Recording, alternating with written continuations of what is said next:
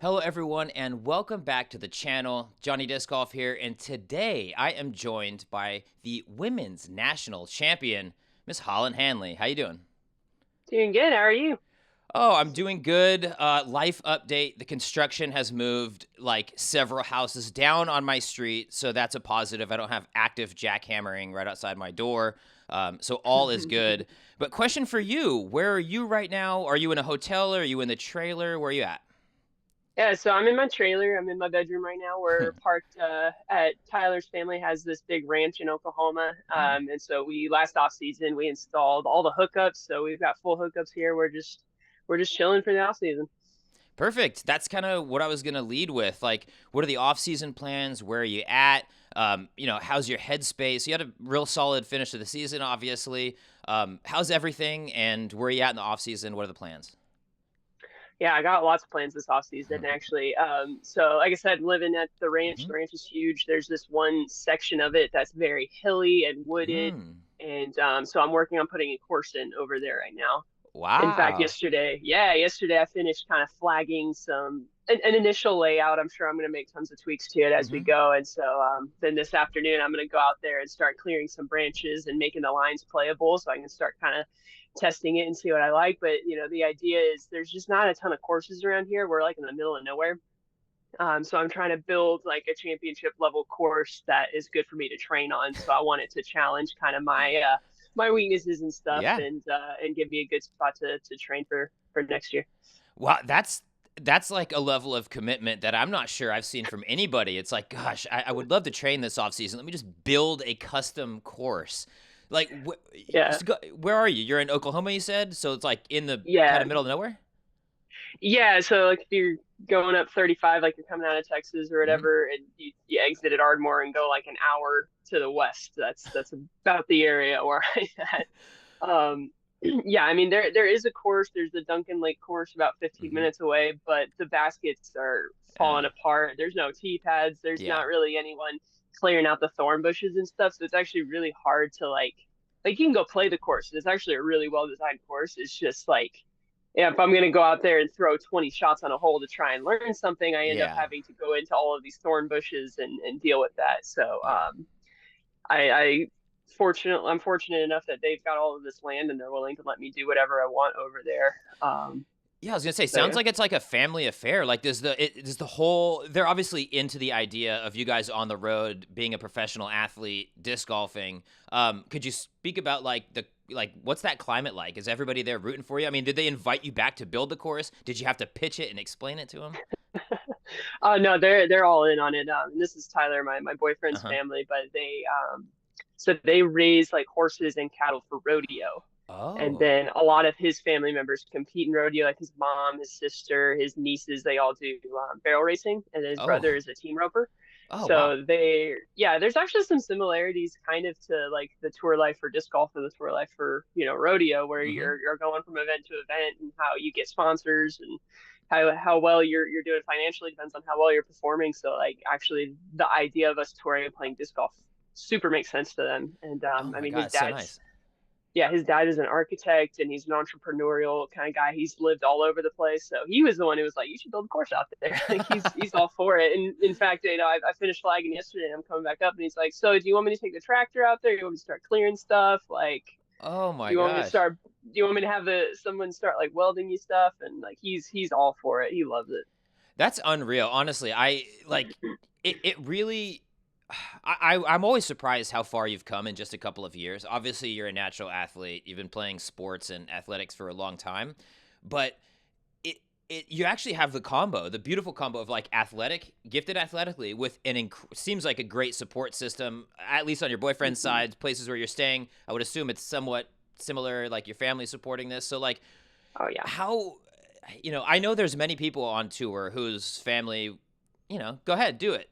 We love you for it, but they're not like they don't get it. They're not all in. Mm-hmm. What was that conversation like the first time? I'm just like free flowing off what you just said, but like what was that conversation the Yeah. first time you're like, I'm gonna live in a van or a trailer on the road? Was it like all in, we get it, or was it like, huh? It was well with my family. I'm coming from having had a job as an engineer, so I'm coming from a pretty like safe, Yeah. secure, and like career path where I'm going to make plenty of money. I'm always going to have a job kind of thing. Hmm. To saying that, yeah, I want to go play disc golf for a living when, as a sport I had only discovered about 2 years prior. Um, so yeah, I mean, when I told my mom, she was kind of like, really? Like, are you okay? Like she was Yeah. she was for it and she supported me, no questions asked. But she was just kind of like, I guess you're an adult, you can do what you want to do. Hmm. But then, telling her how, this season went and how much money I actually made from everything, she was just like, oh, shoot, you're actually doing like really well. Yeah. Like she thought that she's like semi-retired, right? So Hmm. she's not like wasn't working full time, but still picking up these odd jobs. And I think she thought like she needed to be ready in case I needed money or something. She didn't realize that like Yeah. we're actually doing, living very, very comfortably. But yeah, now that, I've had two very successful seasons, my family's like, okay, yeah, you clearly knew something that we didn't see. Yep. Awesome. Yeah, and speaking of the successful season, you just finished on a pretty big high note. Obviously, the biggest A tier victory of your life, the most majorly A tier I've ever been to. Um, Talk about that event, Throw Pink Women's National Championship. We're I was what 3 weeks out now, almost a month out. Has it all kind of set in for you? Have you grasped that you just won at Winthrop? Like, how do you feel about that event now, 3-4 weeks later? Yeah, I feel like I've kind of had the holy crap, it happened, and I'm coming back down into like the kind of humility that I need to have to really have a good off season.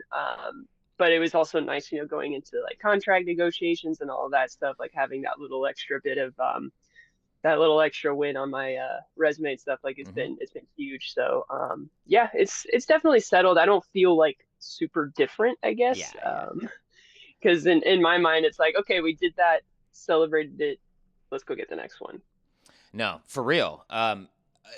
So kind of touching back on that kind of major, not majorness of the event, I could see that playing a factor in negotiate. Like when you win that one, it Hmm. being a weird, nuanced topic in a contract negotiation. So, as much as you can, could you explain like how that process was? Like, did it get treated as a major? Did it get treated as an elite series when you're talking with your potential sponsors? Yeah, they pretty much treated it like a major. They paid out the bonus as though it was a Oh, it's great. major, which was great. Yeah, it's a Yeah, lot more than winning an A yeah. tier. And I mean, we're doing a commemorative disc, just like I won a major and elite series. So we're really treating it with the same like Hmm. level of prestige. Okay, And I that's mean, if we cool. look at the field and who I had to beat in order to get there, like, yeah, it wasn't an A tier. Call it what you want, but it wasn't an A tier. Exactly. I mean, I've been to Winthrop every year since 2015, and I don't care who's playing on it. The tense, just this feeling out there, the tension, the juice, you just don't get. I almost think you don't get it at Worlds even because of that Hmm. course. You play the one course, and you know the final stretch. We know the final stretch Hmm. next year right now. We know somebody's gonna have to come down those final 9 holes. And I want to talk to you specifically about those final 9 holes. Hmm. Everybody was following the lead card, right? It was like Kristen was kind of coasting a little bit. Then she just got a little, I don't know, but stale, complacent. She didn't score super well that final round. I'm looking at you, Hmm. Disc. I'm like, oh my gosh. I start to rotate over to Chase card, and I think the moment that I did, like the entire gallery did, over there on hole Hmm. 13, could you speak to like when you noticed some of the attention and energy shift from like being on a chase card to now like I'm sure you had to notice. Yeah, I did. I don't necessarily always think of it as weird when there's a big crowd following Chase card because also looking at who else was on the card, like I had Missy there. I know she's got a lot of fans, so it's not that weird when Hmm. you've got big names on the card to have a crowd following. Um, I want to say it was probably around like maybe 15, 13, 14, 15 ish, where I kind of noticed that they were cheering a lot louder when I would do something than when my card mates would do something. But I kind of was just like, there's really no reason to check scores or anything if I'm cruising because like looking at a six strokes off of the lead to start the round, it's like it's gonna take me playing like my best round and it's going to take four people kind of falling asleep on the lead card. It's like that's a pretty low probability. So Yeah. let's just focus on doing my part of it, which is just getting in the right mindset from jump and hopefully putting together a really good round. And at that point, 2/3 through the round, it's like I'm cruising. I'm doing great. The one thing you can't do at Winthrop is get complacent. So I was like, let's not look, let's not change the mindset, let's not change anything. Let's just keep pushing. And it wasn't until like hole 17 when I really noticed the energy had changed. And then I was like, okay, I already feel nervous, like something's different. So I may as well know the situation because at that point, that is going to like running the putt on 17 versus not. Like that was the kind of thing where I needed that information. So yeah, it wasn't really till like 17, 18 till I like knew for sure. There was, I mean, it felt palpable out there. And I'm going to say, like, for me, I got there on 13. You birdied it. It was like basically a tap in, two great shots. But for me, what really stood out was the big putts on 15, 16, and then on 18. And, I want to talk about 18 a little bit, but could you talk about those, those are tough putts to make. Those are real dealers. 15 Mm-hmm. was like genuinely one of the nastiest putts I saw all weekend. Bent around a tree, in. I have a perfect shot of it. 16 was clutch. But then 18, I mean, you knew what you had to do. It was 40 feet staring at death. How were you able to get on top of those feelings? Because I think so many people, especially at Winthrop, have fell victim to that energy. Yeah, I mean the putt was feeling good all day. And when I've the putt, especially the C1 putt, has been just like kind of my project for the year. I changed my putting stroke earlier Mm-hmm. this year because I was getting so many side spit outs on like what looked like pretty good putts. So, Mm-hmm. and the baskets are catching everybody else. So it was kind of thing where like I need to make a change here because something's Mm-hmm. not working. Um, and kind of the back half of the year, maybe Mid America toward the end, I felt like was some of the best putting of my career just on average. And I've had Mm-hmm. multiple rounds in there where I just like wasn't missing. And I was just kind of having one of those days from circle one. And it's like I've had enough of those where I know it's like just as long as I am focused and my head's in the right spot, I'm gonna make it. Um, the whole 15 putt was kind of nuts though. Like I don't ever make those. It felt like uh, it was like once you made that, it was like, oh, it's like that. Okay, okay. Yeah, yeah. Well, because I looked at it because I threw that up shot and I was like, I thought that was okay. I'm surprised like I didn't get any claps for it or anything. And then I walked up there. And I'm like, oh, that's why it's like Mm. circle's edge, but it's tucked behind this tree or just outside circle, tucked behind the tree. And like circle two from a straddle is not something I love to do. And so I was like, well, I'm just gonna kind of fling it at the basket and we'll see what happens. And just I putted it a little differently than I normally do. Attempt those kind of things where I was trying to just almost more throw it so that it would actually Hmm. curve. And yeah, that surprised me just as much as anyone that it actually went in because I think I said after that I was like, I don't know, I never make. It really was though. That felt like the moment that it was like you were going to ascend to winning that event. Mm-hmm. The obvious elephant in the room is hole 18. There's been a lot made on both sides of that. I've personally been in many situations where there was a nebulous situation, and yeah, it just goes in the way of the player. So Mm-hmm. I have seen a situation like that play out many times. Granted, was it the final hole with all the cameras going? It makes it a Yeah. little bit more difficult in hindsight to figure out what was the best way of doing it. But I guess, without getting down into the nitty gritty, could you talk about your perspective on that and just kind of how that played out? I know basically no one on the ground in your little pocket made any sort of it just went. We did it, boom, boom, and it was all good.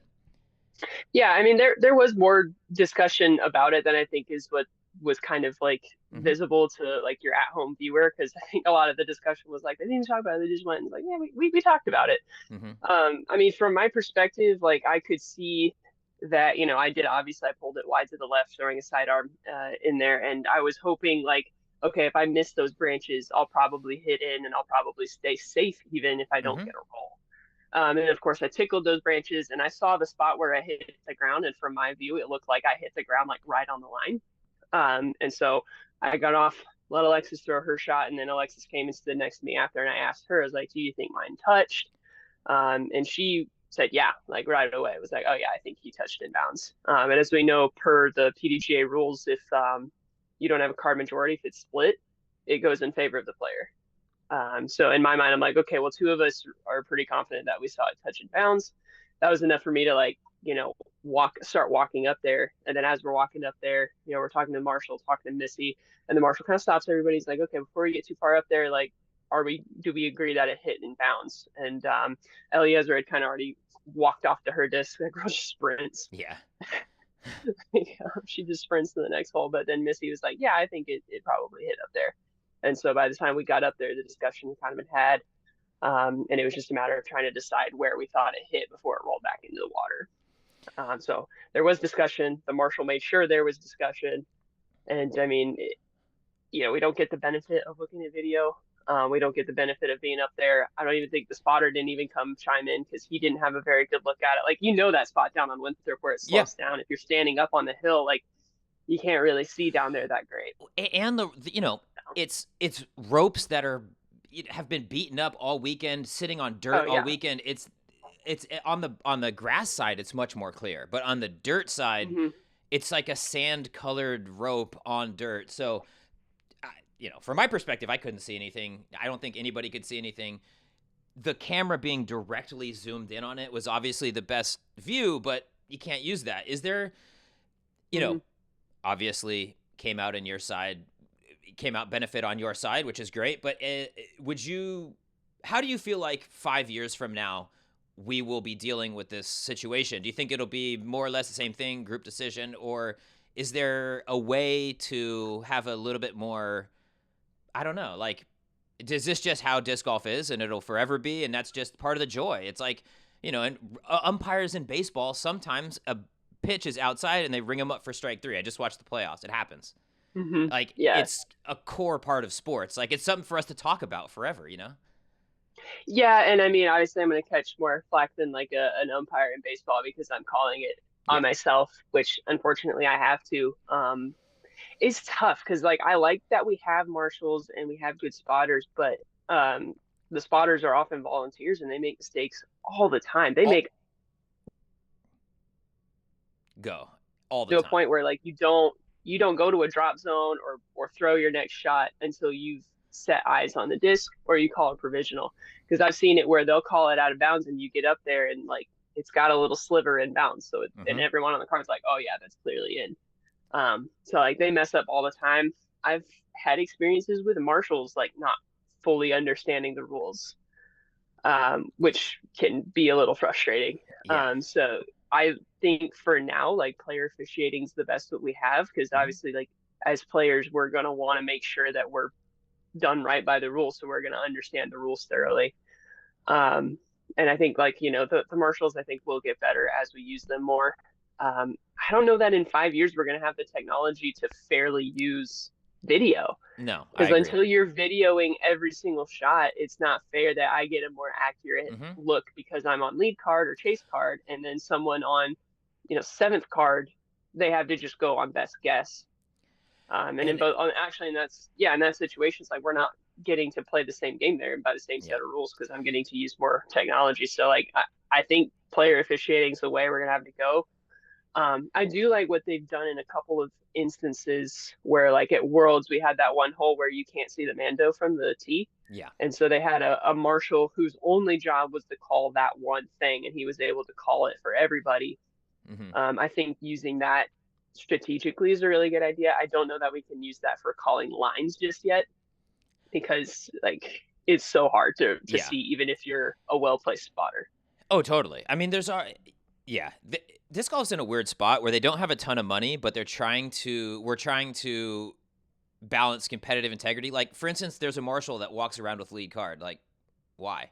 Why does lead card get a marshal, but other cards don't? So there are little inequities, and I always find it interesting how we step by step try and like solve each of these with our means, So I just felt like this was an example of something that may end up being like a catalyst for how we, navigate these situations going forward. I was just curious on your take, but I appreciate your candor with this whole situation. Honestly, I think it's easy to maybe shy away from it, but I just appreciate your candor and genuineness with the whole situation. I think everyone does. But moving on from that was mixed bag, right? Shining light of your season. Obviously, a little bit of controversy, but overall, I think you'd happily take the result. And I think you'd happily take the result of the season. Obviously, it was your best season ever. You've only had two of them on tour, but the growth is insane. $56,000, just over 56,000 in prize winnings this year. That's more than double from last year, and that doesn't even include like winning one of the giant purses. Like Missy had a great year, but it was maybe weighted by the $40,000 check at the end. A You little had bit. a little bit, a little bit. I actually did an interview with her. She had it literally hanging on her wall behind her. It was like the That's biggest funny. flex. It's so funny. Missy's great. Yeah. But could you speak to maybe like your consistency throughout the year? I think that's to me what's like most impressive. You had, I want to say like 18 top tens or something like that. A lot of single digit Mhm. finishes for you throughout the season. How do you feel like the season was as a whole? And reflecting back, like your second year on tour, how do you feel like the progression is going? Yeah, I mean, I feel pretty good about the season. Obviously, it was a really good season, and then I think next year's going to be even better. Hmm. But it's just kind of like always picking apart things and trying to get better even during the season. So like not just like my game and the way that I throw, but the way that I prepare, what I do in my off weeks, the way that I do the gym, how I use my time during the week. Because I made little changes to kind of my process throughout the year. I started the year, it was 2 or 3 practice rounds, one rest day a week. And then I kind of realized like, there's room that third practice round, like maybe I could use that time a little bit more efficiently because I feel like 2 rounds is generally enough to get a feel for what the course is going to be. And so, I had that really bad finish at Portland, had an off week, did some field work that week. And so I decided, going forward, I'm going to try something a little different and see what happens. I tried doing like 2 practice rounds a week and then one day of field work. Mm. And so I would sandwich it. I would do practice round field work or a practice round. That way, that first practice round could inform the field work. And then I could like work on refining the things I was going to need for that week and then, have my final practice round. And I liked it. I liked the result that I got at Emporia. I almost won that one, but I thought that was like a really like more efficient use of my time because then what I felt like my problem was at Portland is like I knew the course really well. I knew what I needed to do, but I was just off on certain shots, like consistently the same amount of off on all of these shots, and it just like cost me a good finish. And I knew I was off going into that tournament because I didn't have enough Mm. time to address it. And so I was like, okay, if it's kind of dumb that like I know something's wrong before we get into the tournament, Yeah. and I don't have time to address it. Let's like build in a way to do that so we don't have that problem anymore. And I think that gave me like better results kind of throughout the year. So I think it's just that like constantly looking for like what can I change about the way that I prepare to make sure that I'm still like improving. Because in a way, with how good the FPO is starting to get, it's not just a competition of how well can you play this week. It's like how quickly can you improve your game relative to how quickly the rest of the field is improving because you don't want to get Yeah. left behind. I'm actually really glad that you made that point there at the end because that's, I think, what stands out the most, especially when I'm talking to like the newer crop of players in the FPO side, but really on the MPO side too. Like when I first started touring and getting into these big events, like 2016, 17, 18 was my first full year on tour. The vast majority of players were from that era slightly before that. And really, like practice and getting better was not a part of the equation. It was Mm. basically like this is me as a player. I go and play tournaments, and this is just what I do. And there was not an emphasis put on skill building or really improvement. It was much more like play your rounds and then rest and recovery because it's in you. I've been playing since I was 2 or 3, like a lot of those players.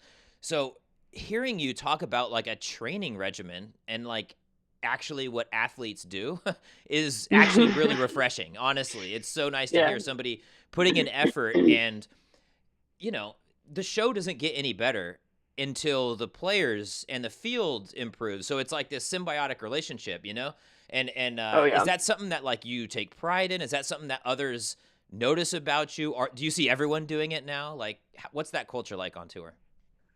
Yeah, I think more people now than previously do it. Not everybody. There's kind of people, there's definitely some old guard who haven't really changed, who aren't doing that, and they're kind of, getting left behind a little bit.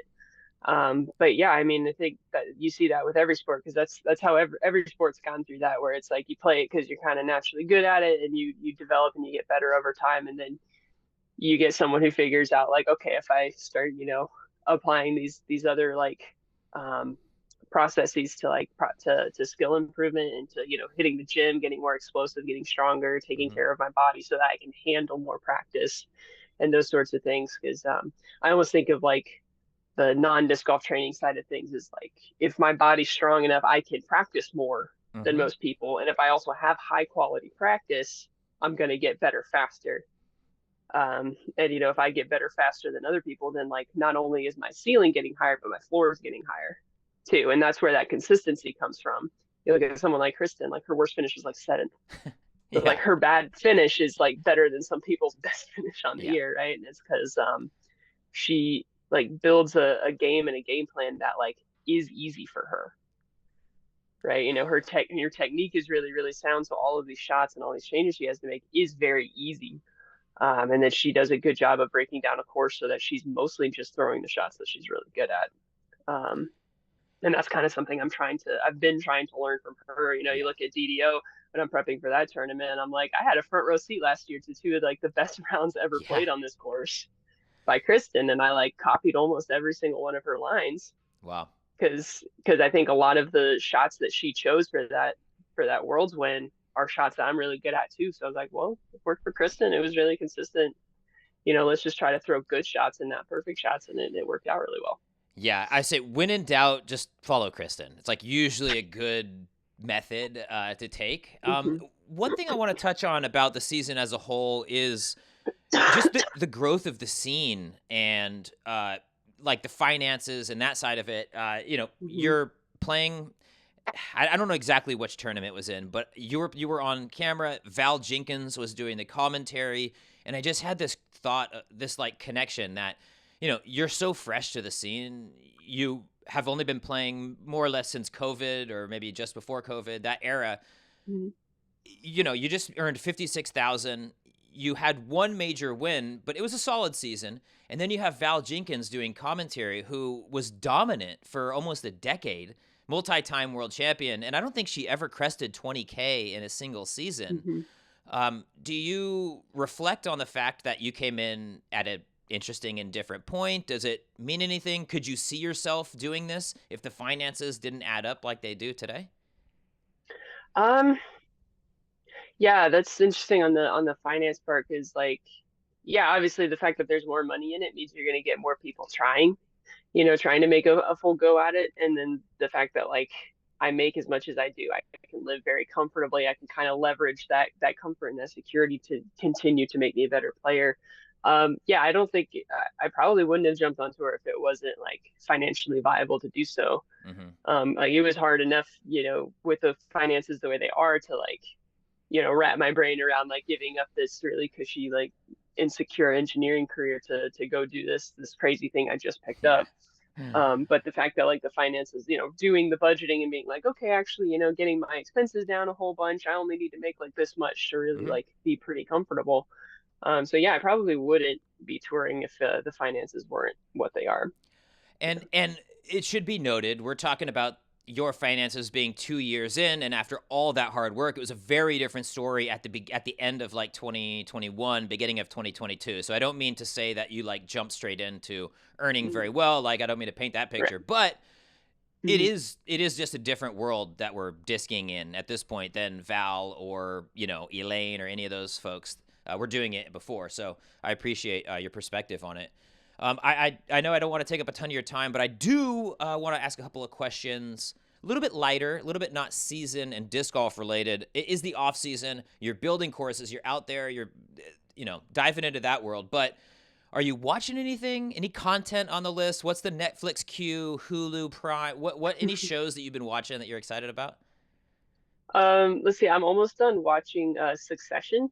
It's on Hulu Ooh, now, but it's yep. from HBO originally. Yeah, it's like a little bit older show. Like, I think it wrapped up in 2018. But that's been pretty good. it's been funny like watching that and then also having like contract discussions going Yeah. at the same time. Yeah. Very. You're You like watch that and you're you're like, assuming that they look like that in Discraft or whatever. Yeah. yeah, that's me and my agent in Discraft talking. Um, but there's been that. We just started watching Blackbird on Apple TV. Ooh, my mom recommended that I watch that, so I need to get on it. Yeah, so it's a heavy one for sure. Yeah. Actually, a lot of the Apple TV shows have been really good. We just finished the first season of Severance was really good. Super good. Oh, I love it. Silo was really good. Uh-huh. So yeah, some good stuff there. I haven't Awesome. watched any disc golf content. I'm sure maybe toward the later part of the season I might go watch like the skins matches or stuff, and I we'll absolutely see. I was assuming no disc golf content. Frankly, I was hoping no disc golf content. It's just so much a part of all of our lives throughout the year that Hmm. I just love to hear what people are doing, like away from the course, away from the thing. So it's funny though. You said literally all very serious, dramatic TV shows. Like there is no Yeah. laughs in any of those. Oh, Yeah. Occasionally we'll watch something with laughs. It's like those are mostly the Apple TV shows. That stuff like of me and course. Tyler will watch Yeah. together. So we'll do like one episode before bed every night kind of thing. Hmm. And then I've been watching the what was the first one I said? I forget, but I've been watching that by myself. So Oh, good, the good, good. Hulu Yeah. one. Yeah. The Succession. That's good, and it is Yeah, all good content. Succession. Yeah. Anyways, that's about all I had for this interview. But I wanted to give you a chance Cool. to speak to the fans, speak to the people at home. Anybody rooting for Holyn, anybody who wants to support you in any way, the floor is yours. Yeah, I mean, first, huge thanks to everyone who's been supporting me so far. There have been people since, I won Maricopa Open and didn't even know I wanted to go on tour who've been supporting me. And then, of course, there's been tons of new people even this year. And I really do appreciate everybody who sends me, encouraging messages and stuff, even if I don't respond to all of them. The best way to support me on tour is teamdiscraft.com. We're doing a big drop today, actually. I've not I think I know what they're dropping for me, but I don't know. They they like to just make stuff and then put it up there. But Yeah. there's going to be lots of cool drops for everybody on the team. There's going to be some really sweet deals from the factory store, so go check those out. Buying things from Throjo's using my discount code. I've got discount codes for Squatch and for Resistance Discs. Those are all on my Instagram. Check those out. Save some money. Yeah, that's it. Oh, well, thank you so much, Holyn. Really, I appreciate your time. You didn't have to do it, but you did, so I do appreciate that. That is it for this interview. If you at home would like interviews with all of your favorite professional disc golfers, make sure to subscribe to my YouTube channel.